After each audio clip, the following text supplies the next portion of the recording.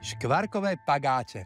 Čo by som vám kým tak mohol povedať? No, u nás doma je to klasika a verím, že s týmto receptom budú hitom aj vo vašej rodine.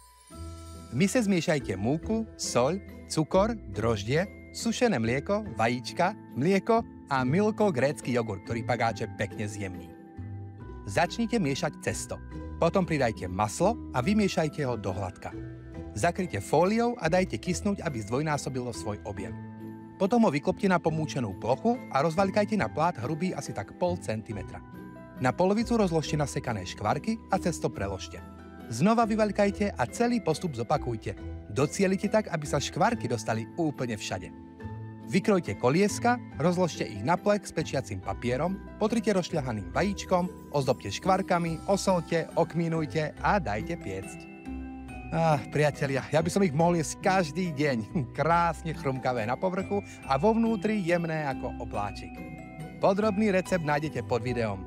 Tak ich bežte vyskúšať. Majte sa.